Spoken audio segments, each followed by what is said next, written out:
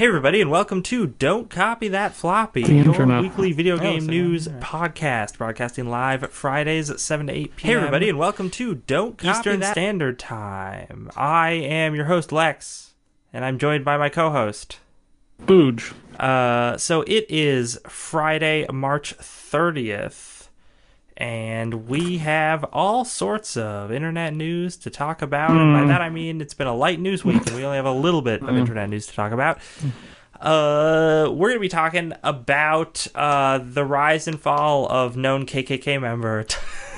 No, I'm just kidding. I'm just kidding. But we are going to be talking about a little bit of Tyler Blevins' controversy, which is kind of a follow-up story to last week, and and Booge's perfect prediction skills.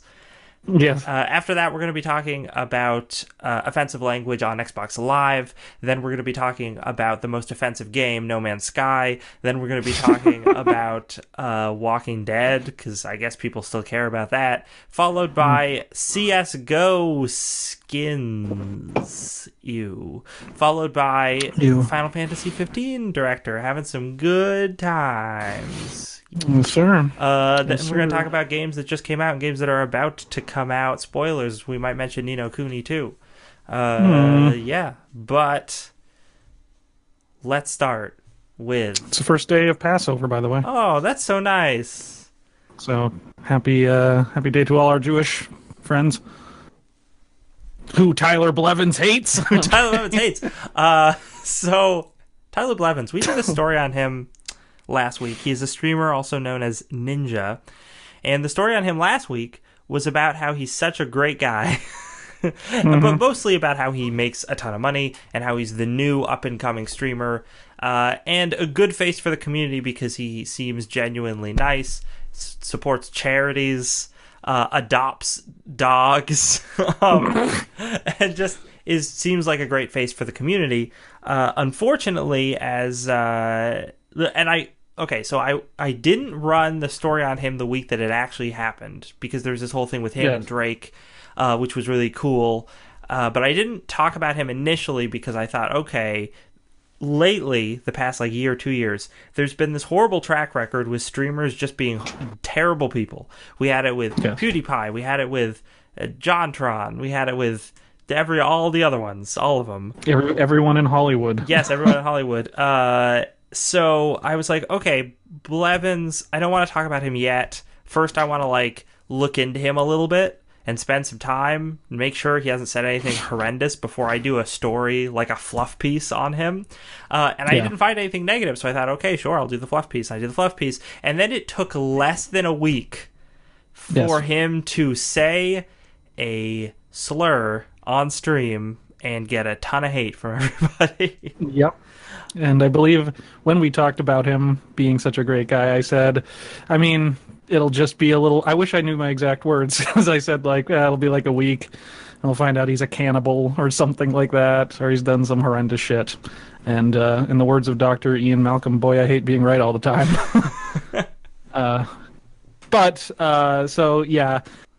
Continue with the story. I think that I don't think this is the worst thing that has ever been done. Yeah, no, it's not actually that huge a controversy. Our whole statement about a known KKK member is just our ridiculous hyperbole. Yeah. But Fortnite streamer and Grand Wizard Tyler Blevins. So, as you can tell if you're watching from the title of this Kotaku article, top Twitch streamer Ninja rapped a slur leading to a familiar conundrum. Update, Ninja apologizes. Can I point out that top Twitch streamer Ninja rapped? You're already in trouble as soon as because he's very white. He's a white skinny dude. Yep. So yeah, already put himself in a bad way. But he was on stream and he started singing what was the song? Logic's 44 More. 44 More, yeah. Which actually does not contain any racial slurs that I know of. No. But Tyler Blevins inserted one while he was singing it. And the greatest is the footage of it, because we see the webcam of a guy he's playing with, not of him. And the guy he's playing with, as soon as he drops the N-word, which is what he said, the guy he's playing with, you just see his face go, whoa, oh, yeah, oh no. It's super cringy because you're like, ooh, Mm-hmm. especially because he like stumbles over the word, like it might have been a mistake or something. Yeah, you can tell. You can tell that like it slipped out, and then he sort of tries to, and there's like a split second where he's like, oh no, and then just tries to move on as quickly as possible. Yeah, his life flashed before his eyes in that one moment. More like his 500K a month flashed before his eyes. Yeah, pretty much. But yeah, so that's not cool. And as we said, it's reminiscent of other streamers doing similar things. But in this case, a lot of people are saying it's not as bad because he did not wield the word as a weapon against someone, which is the big difference between when PewDiePie said the exact same thing while playing PUBG, the exact same game. Yes. But when in the mirror universe, the mirror universe. When PewDiePie said it, he was distraught over another player having killed him, I think, and was just saying it, throwing that slur at them in anger. And this a derogatory way. Yeah. And this is obviously not being used in that way. Still not okay to say that. No. Blevins probably knows it's not okay to say that. Probably knew in the moment that was a really bad idea, as we discussed. But let's see here. He did apologize. It's interesting. So it's weird.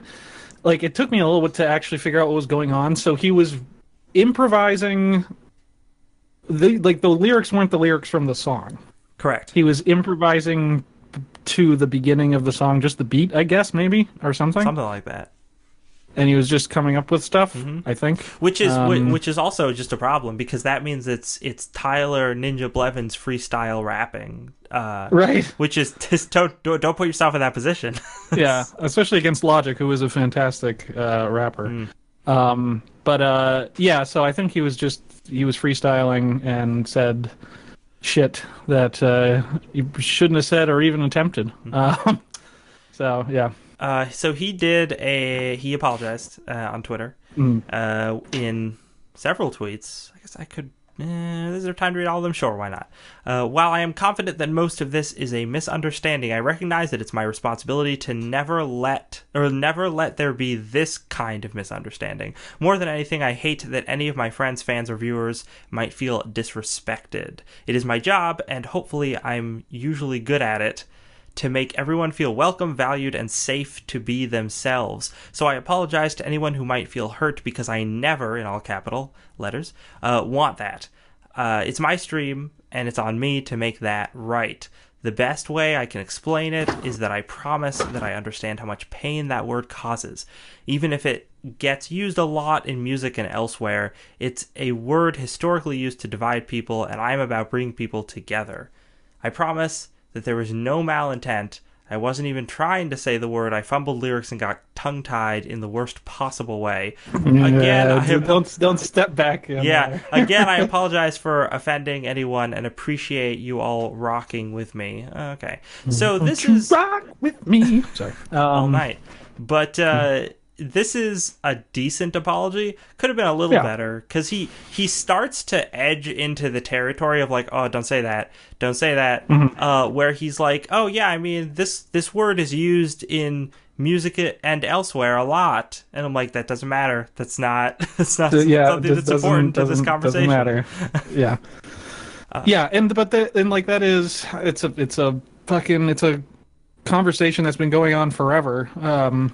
Regarding rap, and it's like, well, is it okay if Eminem says it, or is it okay if such and so says it? It's like, well, where, and then you can just get into you can really get into the weeds with this particular topic, as it's been going on probably since the 70s.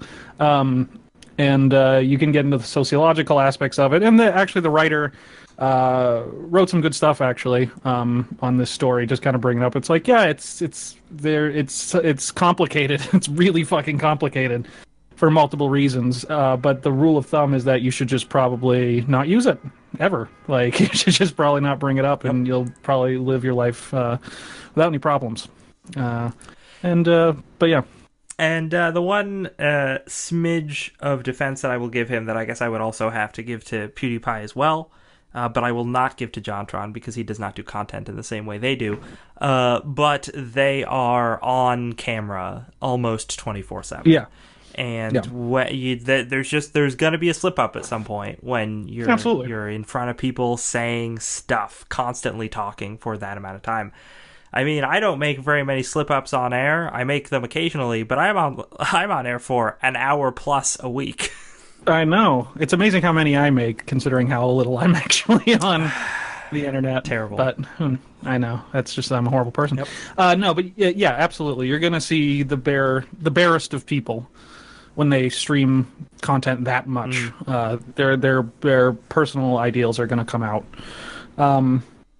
And I think in the context of how they, like, if you take PewDiePie and Ninja and you look at the context in which they said the word, I think it tells you a lot about the person. And that, like we said, PewDiePie sounded like a dumb teenager who says that word and thinks it's like saying the word retard as a derogatory. You know, it's just that's what he sounded like, and it's just like, oh, you are that kind of person. I figured, you know. Whereas Ninja, it's like, yeah, he's trying to be a rapper and failing really badly, and it's like, oh shit, man. Well, better luck next time. You know, like I don't think it makes him look as bad, but you shouldn't have done it. But you know, I think with this kind of thing, it's not. I think he deserves a second chance. You know, to correct his ways with this shit. I'm sure he lost enough viewers to make him. If he obviously realized what he did was bad, but I'm sure that that even reinforces more. It's like, oh shit, I can't do stuff like that. Generally speaking, I don't think he's a milkshake duck yet. Is what I'm gonna say. Oh yeah, the milkshake duck. Man, that is. Oof. 2017, the year of the milkshake duck. The milkshake duck. Will 2018 also be the year of the milkshake duck? I think every year going forward until humanity's end is the year of the milkshake duck. Probably. Because it's like... Well, actually, that's not true. That's not true. I will tell you why. Because the reason why we're getting a lot of milkshake ducks... Okay, if you don't know what milkshake duck is, this conversation is real weird. I think we've talked about milkshake duck before on the show, but just as a quick recap, it's a meme in which... what is it, like a duck who drinks a milkshake or something? It's just a picture of a duck, like a rubber duck in a glass of a milkshake. Yeah, and everyone's like, oh, milkshake duck is so cool. Everyone thinks he's great. And then someone says, hey, did you guys know that milkshake duck said like horrible racist things? And then everyone's like, oh no, I hate milkshake duck now. And because it was encapsulated in one tweet where it's like, look at this duck. He's adorable and loves to eat milkshakes. Then it says 5 seconds later, we regret to inform you that milkshake duck is a racist. So I think the reason why we see a lot of milkshake duck right now, but we won't see him so much floating around so much in the future, is because this whole a lot of the milkshake duck stuff comes out of older media. Like, it does come out, like, we talk about it a lot with newer media like streamers. But I think that, by and large, when you have a streamer who has gotten popular, people already have a good idea of what they're about. Like, the reason why it's worth talking about Blevins in this scenario is because this came as a surprise to people. Right. Because he had established he was established as someone who wouldn't do something like this. Whereas... all the old media stuff, people, they didn't grow up on social media. They don't have that backlog or that history. People don't know them, have not known them in that way at the start of their careers. So I think that we're going to get to a point, like later in our lifetimes, where everybody famous has been on social media and been in the public eye for their entire career and been scrutinized for their entire career. And in that world... we will have a lot less milkshake ducking. Right, because we already know who the milkshake ducks are. Like I've talked about with friends, I've talked about it. It's like it's going to be really interesting once like the first person that runs for president that had a MySpace page, you know, that is like you're talking about has been on social media since they were a kid. Because then it won't there will be no October surprises anymore because their entire lives will be backlogged, assuming that, AI doesn't take over and launches a neutron bomb over us or something. But But yeah, it'll be really interesting because I think it's interesting now because you see people do stupid shit online or be dumb or have weird opinions, and then they're like, "Oh, I want to get into politics." It's like, not anymore. You won't. Yeah. Like, you just fucked yourself. That's there forever. And yes, it'll be interesting to see that going forward. But yeah, I agree. I think we'll see. In there, we're in peak milkshake duck right now, but I think that it'll ramp down, and you'll stop seeing, like we were talking about before, the John Kay from Ren and Stimpy, who turns out is a rampant pedophile, and it won't ruin things for us forever. Although you do get surprises still, like that. The JonTron thing was fucking surprising to me because I'm like, what? You're like a weird nationalist? Like, well, the JonTron thing, if you had followed him on Twitter, you knew that he had some sort of gross opinions on stuff whenever he talked about any of that. So for a long time, people have been like, I don't know about this guy. And it wasn't until someone called him out on Twitter, and then that led to the stream. But I think people had a sense of it. It just wasn't. They didn't know quite the depth. I think he's interesting though because, like you said, he wasn't a streamer, but he did Game Grumps. I mean, there was hundreds of hours of him doing basically Let's Plays. Well, that's true, yeah. And I never. I mean, he seemed like he was a kind of an edgy comedian, maybe. But I don't know. Maybe that's a tip off now. Maybe that's like the kind of people you got to watch for. That should be a tip off. If edgy comedian, especially if it's a white guy. Right, maybe. But he isn't though. That's the fucking craziest part. And that was I don't want to get into that whole thing, but it was so fucking bizarre to me. I was just like, isn't your parents are like Iranian immigrants? Like, this is so fucking weird. But whatever. Yeah, I give Mr. Blevins, renowned KKK leader, Ninja Blevins, a pass on this one for now. And just remember, kids, don't listen to edgy comedians. Just stick to like John Mulaney or something. Very safe. No. That's the unfortunate thing is that really, if you want to listen to people that probably aren't creepers, their comedy's gonna suck. Like. So it's like you either listen to people that jack off in front of women, or you listen to shitty comedians. Like that's this. Yep. Oof. Okay, so let's switch gears to a precursor to our next story, which is not mentioned in the article. So you don't know anything about it, co-host Booj. I don't. But I want to mention it before I get into the main article because I think it's a fun segue, but also because it is relevant going in. So our next article has a fun setup, which is sex trafficking. So apparently, very recently, Congress, the United States Congress, passed laws about online sex trafficking. And these laws were all about trying to prevent that and sort of more restrictions on the way people can discuss things online, stuff like that. But apparently, I don't know all the details, but from what I am hearing, the law is extremely vague. So a lot of companies are kind of like, oh, we need to change our terms of service so that we can be in compliance with this. And because the law is so vague, we need to go like that extra step, which has led Microsoft to change their terms of service. This is an article from today from Polygon entitled "Offensive Language on Xbox Live Could Lead to Ban According to the New Terms of Service." So Microsoft has changed their terms of service for like all their software. So anything that they have that connects to the internet that could have online chatting. And one of those things, also Skype. I didn't know Microsoft owns Skype. Oh, yeah. Well, that explains why Skype's awful. Now I get it. Skype was awful before they bought it, but they didn't make it any better. So yeah, stuff like Skype, this is applying to, but also Xbox Live.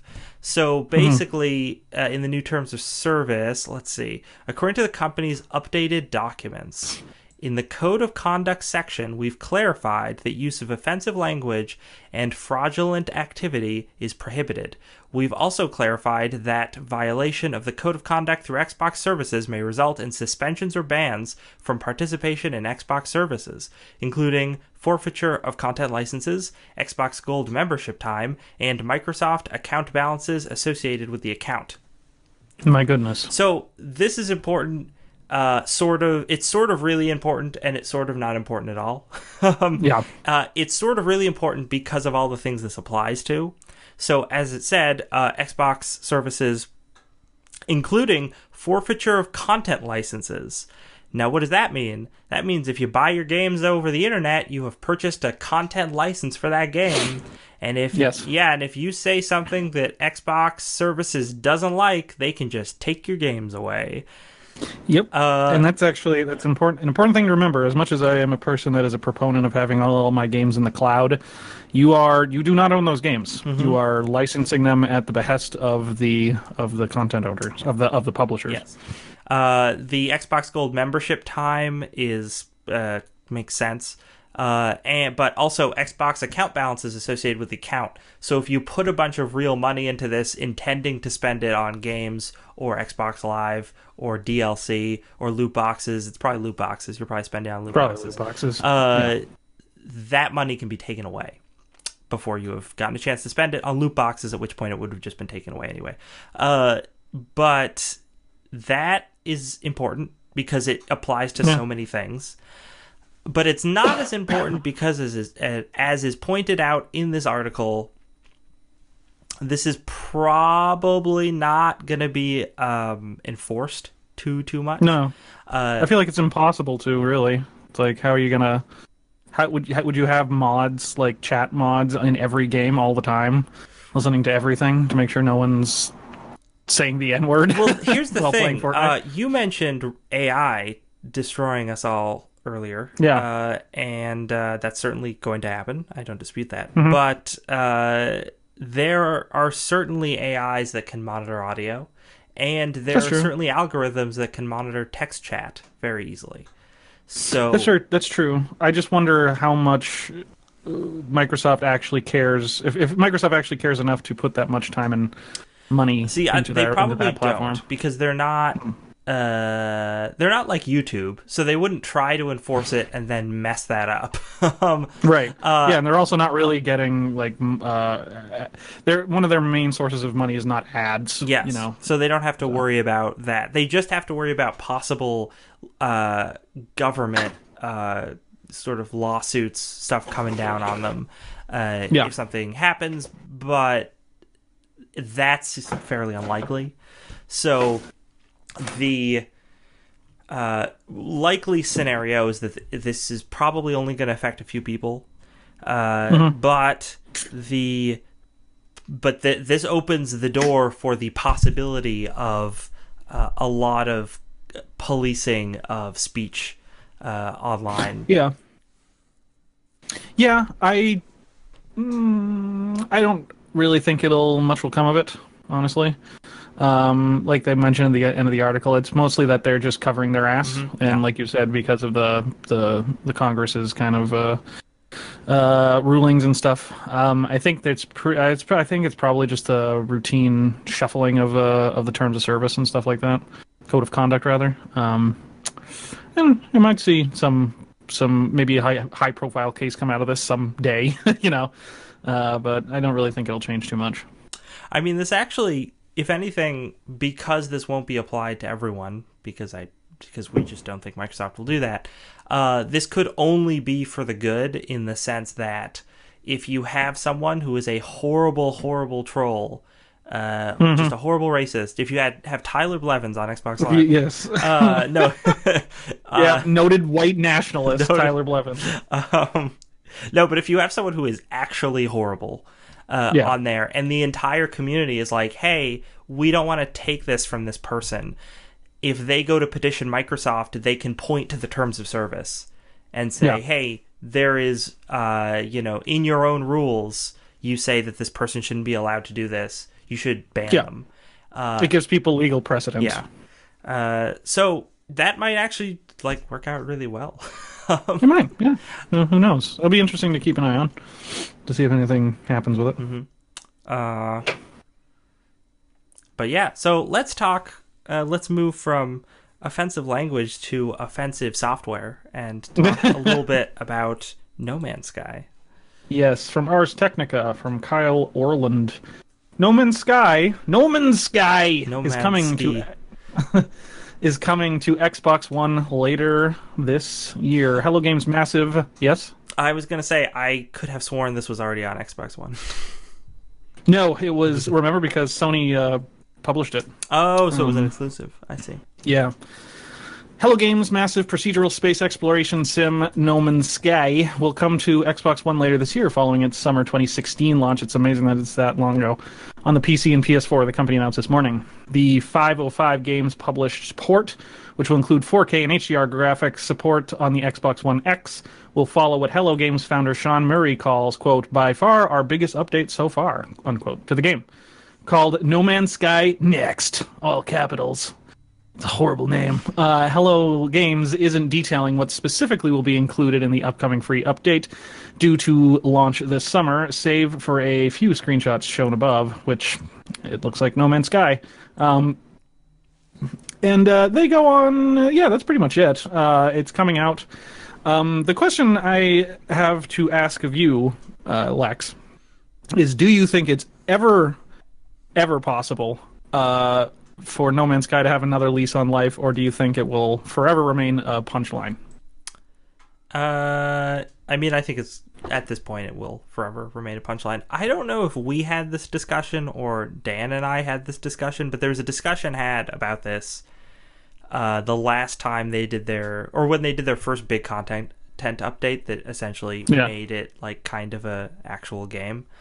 And I think that might have been like one of my first shows. Yeah, and my thoughts on it then, as I recall, were that it's already too late.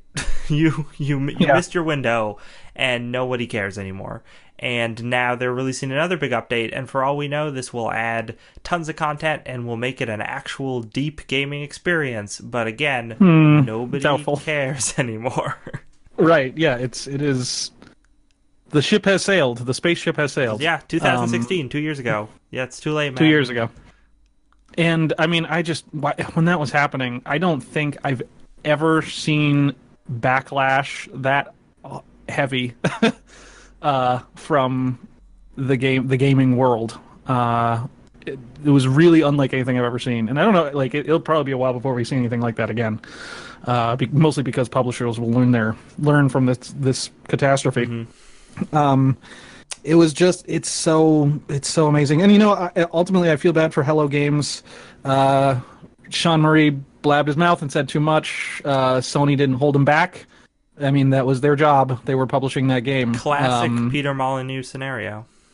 Yes, exactly. They let a ambitious developer off the leash and just let him say whatever the fuck he wanted. He was on the fucking Tonight Show. Mm-hmm. Like when you think about what No Man's Sky is, what it ended up being, and think about the kind of press they were giving that game, it's kind of amazing, right? Yeah, no, it is. Because you look at like Far Cry 5 just came out, and that's an open world game. People love it. Big AAA title. Good. Yeah. Long pedigree. Yeah, you're not seeing Eves getting on Jimmy Fallon.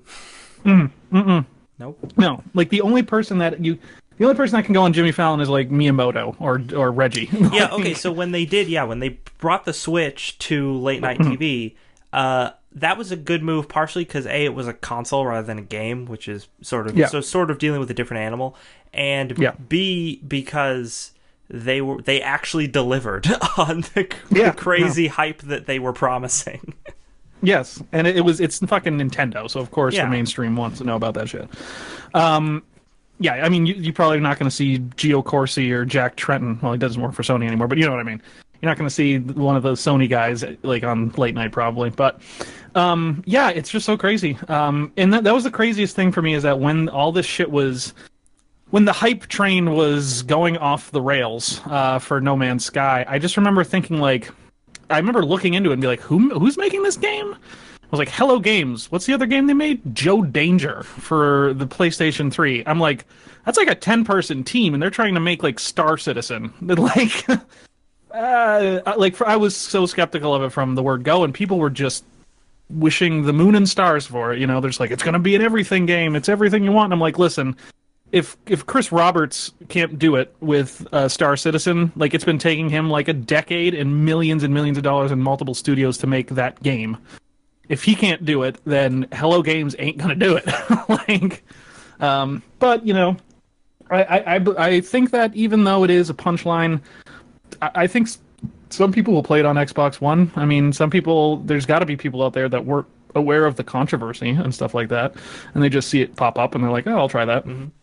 Because honestly, like, did you play it at all when it was out? Yes, very briefly. Yeah, I think that honestly, it has tons of problems, but if you temper your expectations and just know that it's a Minecraft clone with a little bit of space flight, it's not that bad of a game. Like, it's just that it's not an everything game. Like, as long as you know that you're just going to be mining some stuff, there's going to be some procedurally ugly creatures roaming around, like, then, yeah, that's all it is. I enjoyed it. I played the game for maybe 7 hours, and I enjoyed my 7 hours with it. And then I'm like, I'm done. Like, I don't need this to be anything more than it is. Which an interesting little space indie game is actually a totally reasonable amount of time. Which is totally reasonable, and that's what the game is. Yep. It's just that they marketed it like fucking Star Citizen. And it's like, that will always baffle me, and it'll go down in history as probably some of the most bonked up fucking marketing that's ever happened in games. When is the Star Citizen team gonna be on Conan O'Brien? Is my question to you. God, I wish. Okay. All 500,000 of them. There's so many people working on that game. Got it. Hey, they got a lot of money. They got to pay all that staff. Yeah, I know. So, all right. I get updates from that game. I technically own that game, and it's like, man, if that game ever actually comes out, I hope I'm not dead before it does, because I am excited for it. But you know, just probably not going to happen. So let's. Speaking of being dead, let's talk about The Walking Dead. The Walking Dead. This is from Twinfinite, the site that I used to write for. I thought I'd throw them a bone. Not that they really need help. And this really isn't even news, but because there was so little news, like, I don't think we usually don't report on like release dates and shit like that. Besides, you know, that last part of the show. But there was so little news this week that I thought this was at least something. They say, from Brittany Vincent, who must be someone new, she wasn't there when I was there, The Walking Dead, the final season, shambles onto systems later this year. Telltale Games has tweeted a new teaser and accompanying image showing The Walking Dead, the final season, stating that the game will premiere later this year. Clementine and AJ are standing together as the older and more wizened Clementine looking on to the zombie threat. The game has no explicit release date. Oh, come on! Where's the editors? Look at how release is spelt. Come on. Come on, editors. I leave and the whole place goes to shit. I wasn't even an editor. The game has no explicit release date, but it's coming to PCs, consoles, and mobile devices in 2018. And it's a pretty cool picture. If you remember the first cover for the first game, Walking Dead Season 1, it is a copy of it. In the original one, the guy, I can't remember his name, the older guy from the first season is standing there with an axe with a young Clementine, and it's the exact same like pose and everything like that. So it's cool that they're mirroring that, and Clementine's all grown up. Do you have any history with the Walking Dead games or Telltale games? I have played various Telltale games, but I've never played any of their Walking Dead games. Really? You should play the first season. It's really good. I played, what do I have? Wolf Among Us? Right? Yeah, that one's good too. Yeah, I like that quite a bit. But I don't know. It was one of those games where I was just like, this is kind of an interesting little visual novel, quick time event thing. Yeah, and then I was done with it. And then you're done. Yeah, no, I can understand that. I like them. I think they're perfect Sunday afternoon games. Or just perfect Sunday games, really, where I can I wait until like entire season's out. I don't play them episode to episode, and then I just play the whole damn thing through in one day. And it's like binging a TV show pretty much, except that you get to make choices. And to me, that's really fun. I really loved the first season of Walking Dead. The second season was all right. I had some problems with the ending, but I'm excited that they're finishing something instead of just having all these concurrent series going on forever. I think we reported on not that long ago, Telltale had a massive layoff, basically cut the studio in half, and they're changing the way that they're doing things. So it's good. It's good to see that they're finishing this, and I believe that they're going to work on a new engine, which they should, because the one they have right now barely works, and it's been limping along for a long time now. And yeah, so I'm excited to see the end of that. Clementine's story. She's all grown up now, living in hell world with zombies. It never gets any better. Their world is awful. It just never gets any better. Like it'd be one thing if thinking about living in an actual zombie apocalypse. It'd be one thing if it's like, oh man, this is awful. We got to fight to survive. But after 20 years of fighting, I'd just be like, oh, it's still just as bad as it always was. Well, just gonna kill myself then. Yeah, might as well commit suicide at that point. Which I guess, that separates the strong from the weak, or whatever fucking kind of statement they're trying to make. Yeah, no, and I mean, that's exactly what I remember what George Romero said about The Walking Dead. He's like, oh, it's a soap opera with zombies. That's all it is. It just keeps going and going, and there's really no statement. Nothing gets better. It's just, it exists. And that's actually why I bounced off the TV show. Because I was just like, not only did it just keep going and nothing got better and there was really no resolution, the show's quality got cheaper and cheaper to the point where I'm like, this whole season was filmed on a road in Georgia. I'm like, I'm done. But I would say that the first season of the Telltale series is better than pretty much the entirety of the TV show, at least what I watched. So, yeah. Very nice. That's that. All right, let's talk about Counter-Strike Global Offensive. Yay! So the only games my friends play. Hey, they play PUBG too. Come on. Not anymore. They play Fortnite now. No. Peter Brown. I'm calling out Peter Brown. It's okay. He doesn't watch the show. All he does is play Counter-Strike. That's all he does now. I never talk to him. It's crazy. That's. I wonder if he plays with Mike, because I remember in college that's all Mike would ever do is play Counter-Strike. Probably. He plays with Kyle, obviously, but they buy knife skins. No. So they're okay, so that's actually that's a good segue into the story. But in the past we've reported on how CSGO skin gambling is a thing. Not quite as gross as it sounds, but actually as gross as it sounds. Skin gambling. Yeah, just in a different way. It's not some seedy thing you can get up to in Thailand. Yes, there's a whole controversy where several YouTubers who would play and stream CSGO, while they were streaming it, they would talk about, or actually they were probably Twitch streamers, but they also had YouTube channels. I don't remember the specifics. They both sucked. But they would pimp out things like CSGO Lotto, a gambling site where you could gamble on CSGO skins. So you can have the coolest skins for all your weapons. And then it was found out that these guys actually owned and operated those sites, and they were funneling people to them so that they could make a profit. Then they were legal charges were brought against these guys because they were making millions of dollars. It's crazy how much money is gambled on skins and just spent on skins in general in the CSGO community. Yeah, and there were all these reports about how it's not only was it gambling, but it was also typically underage gambling because the target audience of CSGO is really 13-year-olds, which is why Peter Brown should feel ashamed for playing it so much. Well, we've been playing it since we were 13, so I mean, yeah, this game's been around freaking forever. We used to play CS 1.6 back in the day. Nice. And then CS Source, and now CSGO. Mm-hmm. So it's just where was I? there were legal charges brought against these guys who were doing this stuff. Then those legal charges ended up kind of just being a slap on the wrist, like some fines and a shake of the finger, told never to do that again. But otherwise, the gambling market didn't really change. Valve instituted a few things, but not much. More or less, the market stayed the same, and nothing major changed except for some of the gambling sites that were identified as being obviously corrupt were shut down, and then new ones just popped up in their place because still lots of money to be made on the market.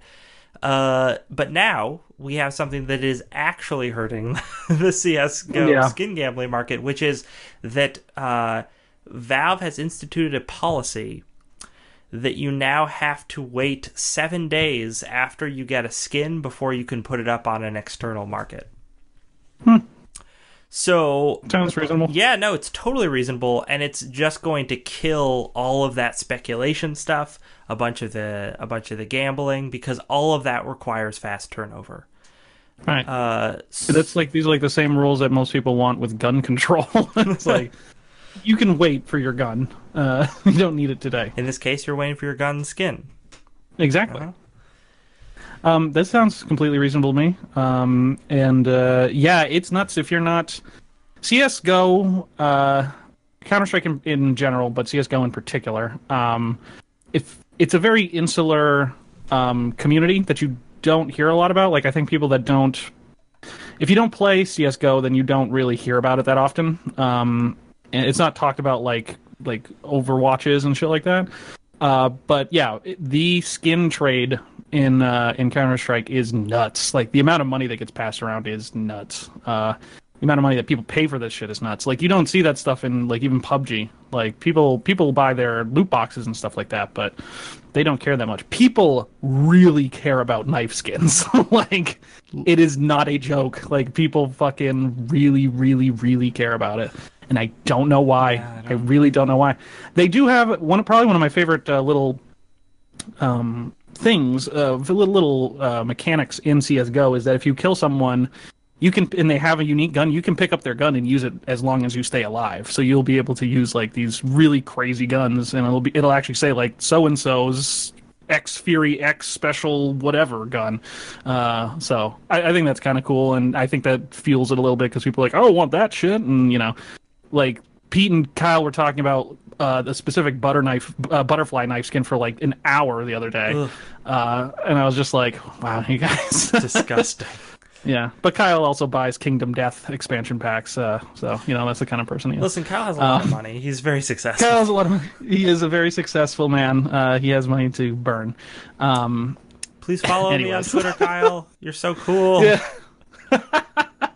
He's so cool.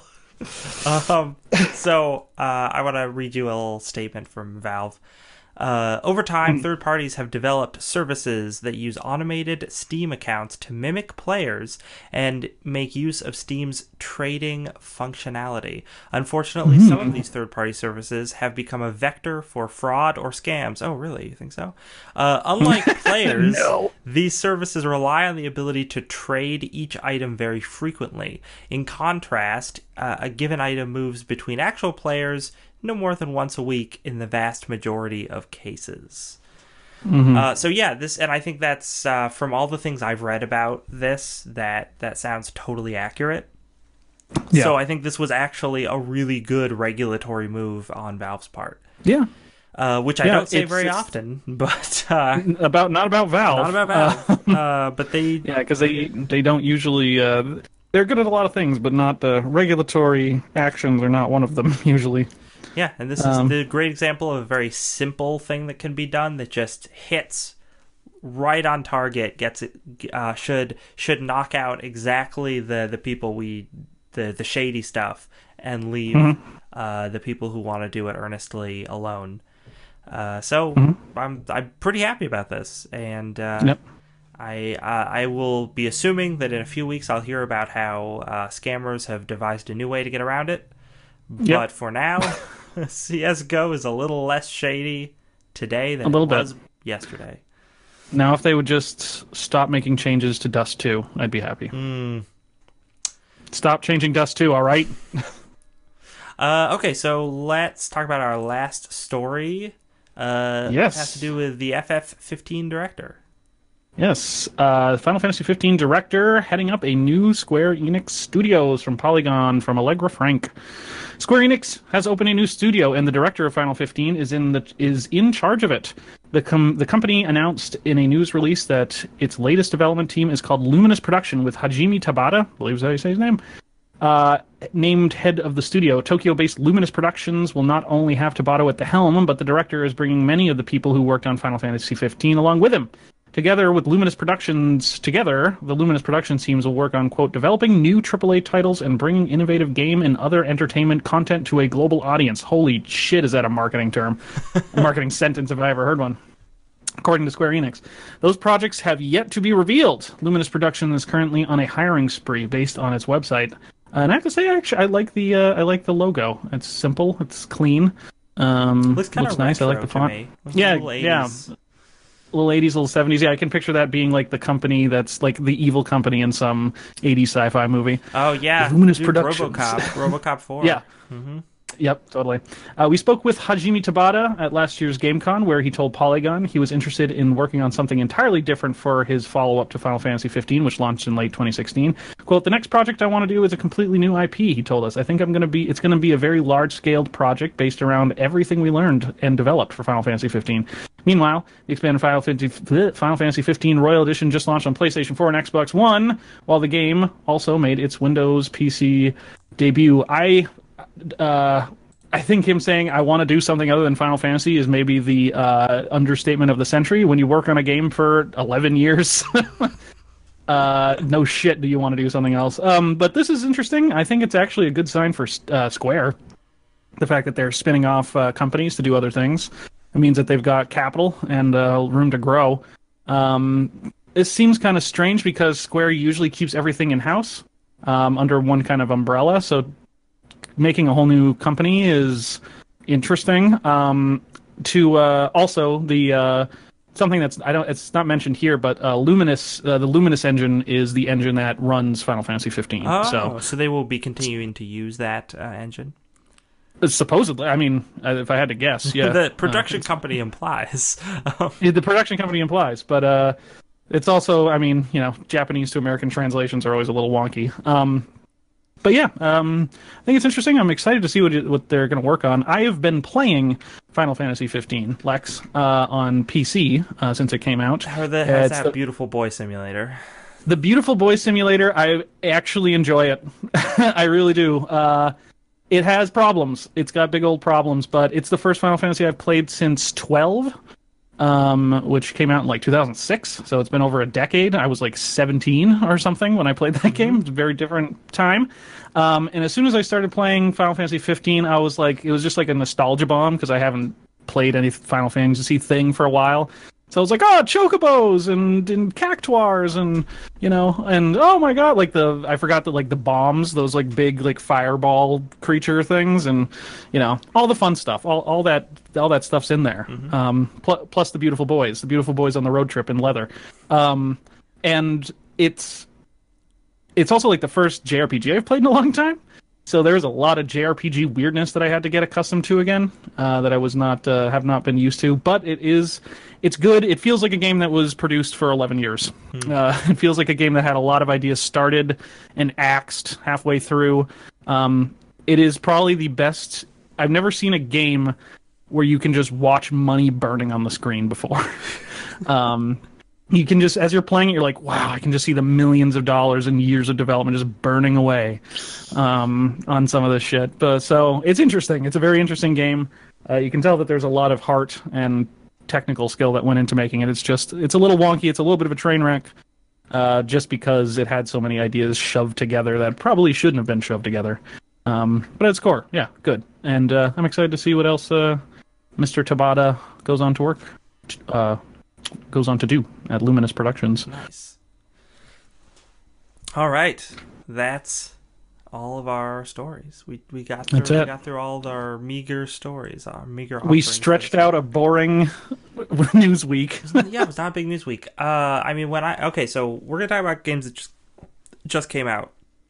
Mm-hmm. And I think probably the one that I want to mention first, because it's probably the biggest one, is Far Cry 5. Because when I went to look for stories for this week, just going through all of the stuff, all the different articles that have come out this week, freaking 50% of the articles were Far Cry 5, what do we think about it? Yes, yeah. And I was like, you guys, I don't care that much about Far Cry 5. Like, it looks fine. It's people had very different opinions. Polygon did not like it. They gave it a 6.5.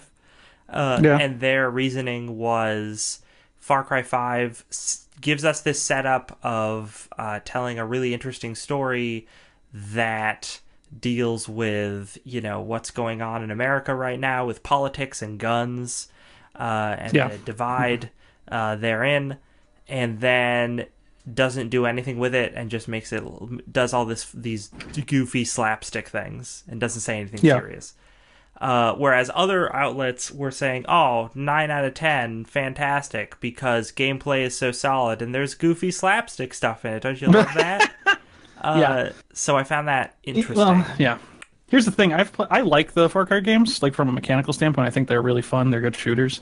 And, they're just fun open world shooters pretty much. But since 3, which is, I never played Far Cry 1 or 2, but at least since 3, it's never taken itself very seriously. Like, it's always been pretty wacky and out there. And, like, they often have your character, like, on drugs and tripping out and shit like that, and at least in 3. I don't think it's really their prerogative to make a serious statement on white nationalism and religious fundamentalism in the heart of America. Are they going to make a statement on confirmed white nationalist Tyler Blevins? Tyler Blevins, I think he's in charge of the cult in the game. Oh, he had a cameo in that. I forgot. Yep. Yes, it's him. So, but I want to play Far Cry 5. I think it's like I said, I think those games are fun to play, generally speaking.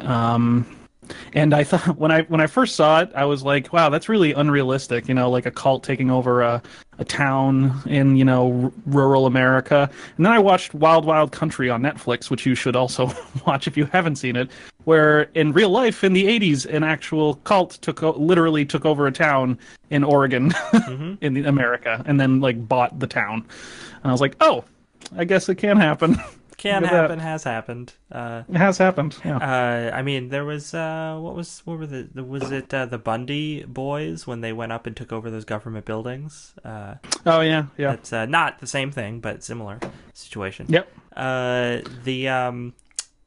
So let me tell you something about Far Cry. The only Far Cry game I've ever played, the only Far Cry game I feel like I ever need to play. I'll give you 3 guesses, but you probably know exactly which one it is. Blood Dragon. Blood Dragon. It's I never played regular 3, and then I heard about Blood Dragon. I'm like, buying that. Bought it, played it. Of course you did. Played it some more, played it a little more, played it again. Thinking about replaying it again, maybe this weekend. Have no desire to play any other Far Cry game. Sure. And it is an excellent game. And just what a fucking weird... It goes to show you, we talked about our admiration for Ubisoft, I think last week, and the fact that they won over Vivendi is a good thing. And I think that game is like a proof of purchase of like the cool things that they sometimes decide to do. Mm-hmm. Where it's just like Far Cry 3 was super, super popular, super well done, and they asked the game director, I think, and they're like, hey, what do you want to do? You can do anything. He's like, I want to make like an 80s bullshit crazy dragon killing version of Far Cry. And they're like, yeah, all right, sure, here's the money, go ahead. When they made the most disappointing thing ever was Far Cry 4, their thing was, what was it, Primal or whatever? Because Primal. I was so hoping it would be Blood Dragon 2.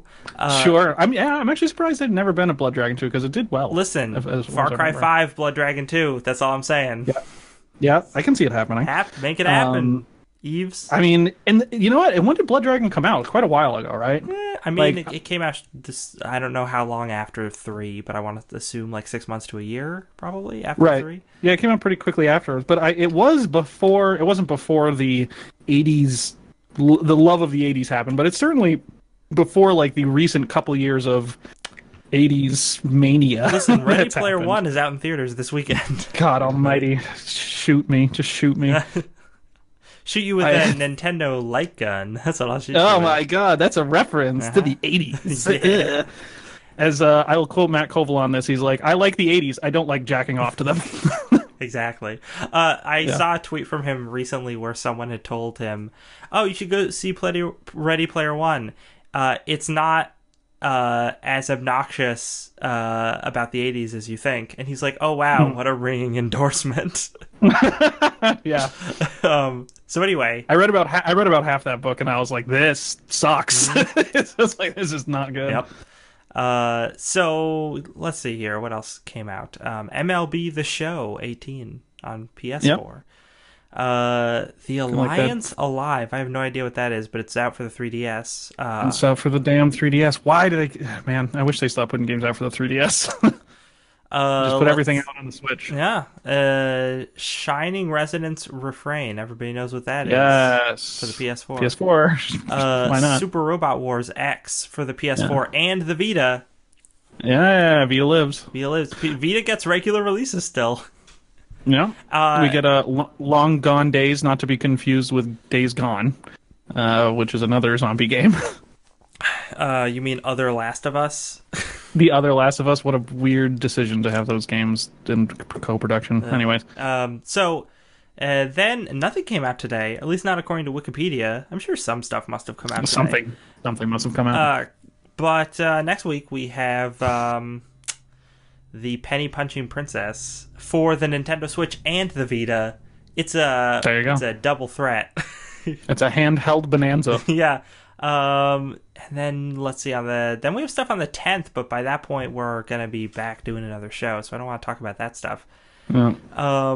Actually, God of War's coming out. On the 20th of next month, we're gonna see not only God of War but also the Nintendo Labo stuff.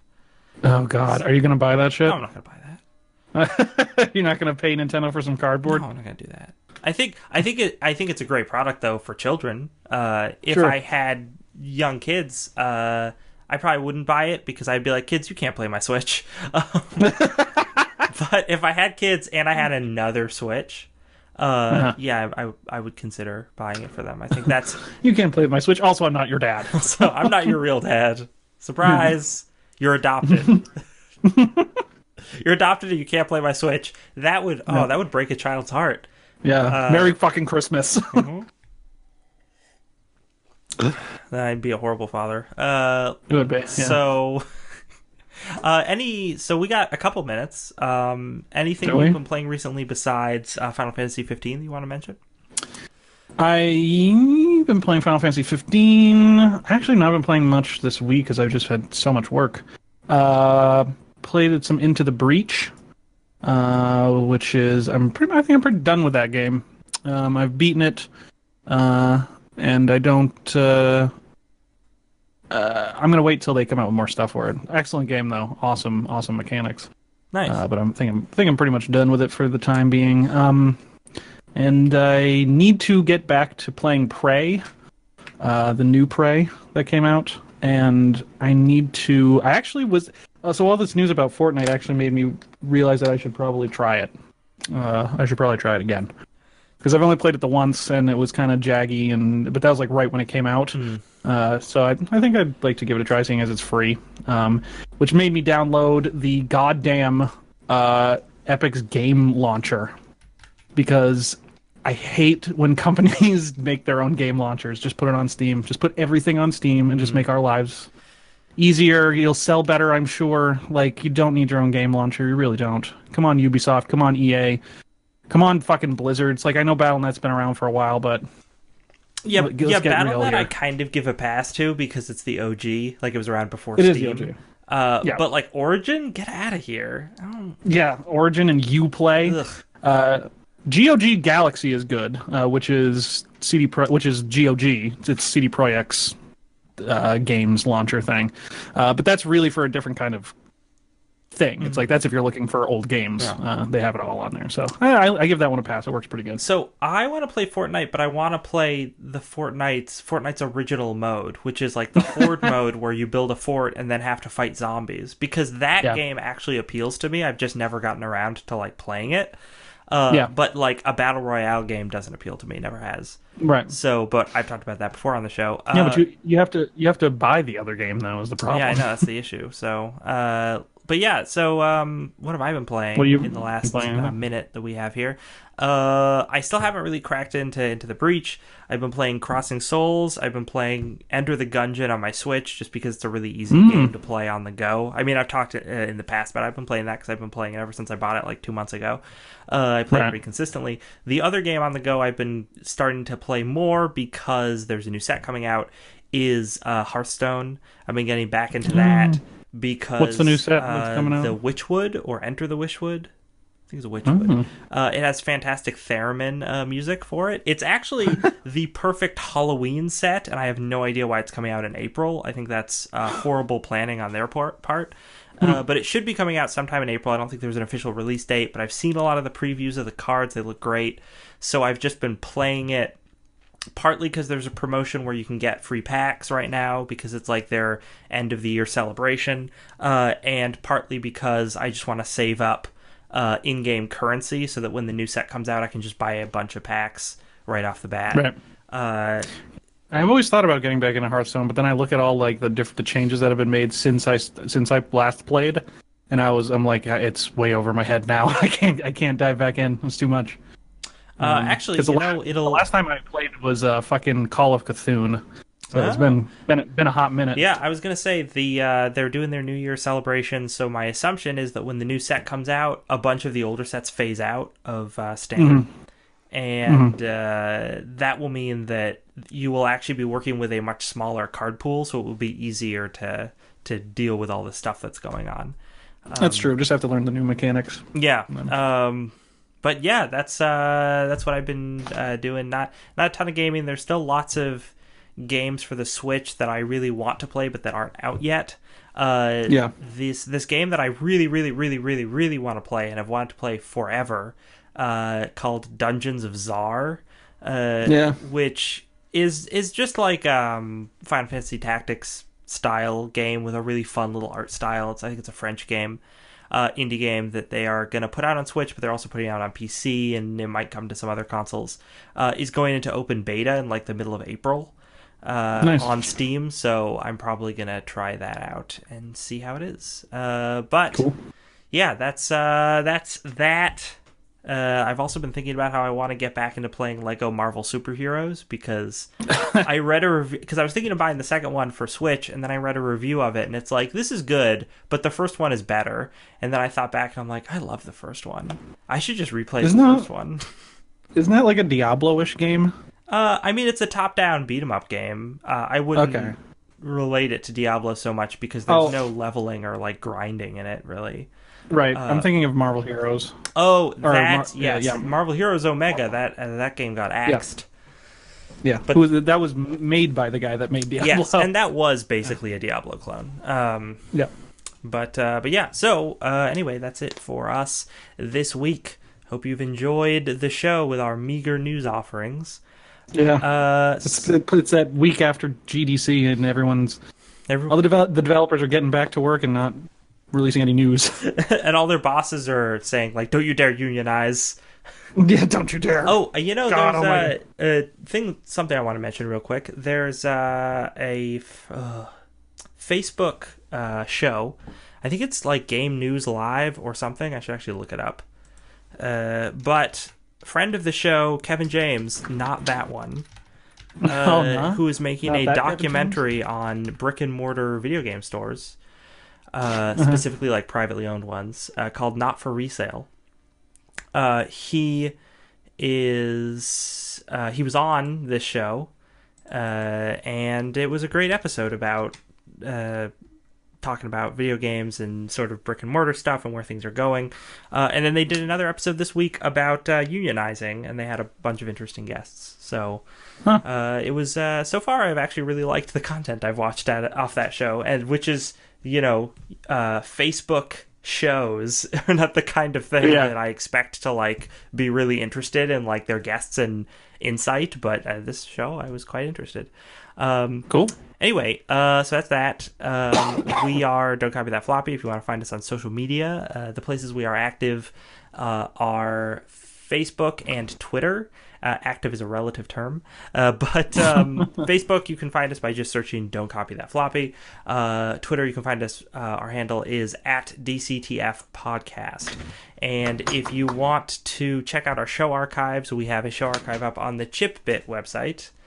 Check them out. Very good website, streaming chipbit music and also some podcasts. And we have an archive on iTunes, and we have an archive on YouTube. Let's see what else. If you want to support the show, the two best ways to do that is to go on to iTunes and leave a rating or review, or if you have a whole lot of money, go over to our Patreon page and give some money. You get bonus content every month. I am about to put up the content where Dan and I talk about Ready Player One, which is because we recorded it like a week or two ago, so neither of us have seen it yet, and he wasn't planning on seeing it because he has the same opinion that you have and sort of I have. I'm a little more kind to it, but yeah. So they're called the Sixers, but we called them the Suxors. Disgusting. I hope that line is in the movie. Yeah. Anyway, thanks for listening or watching, everybody. See you next week. And until then, Chris, what do people have to remember? As noted ethno-purist Tyler Blevins once said, don't copy that floppy.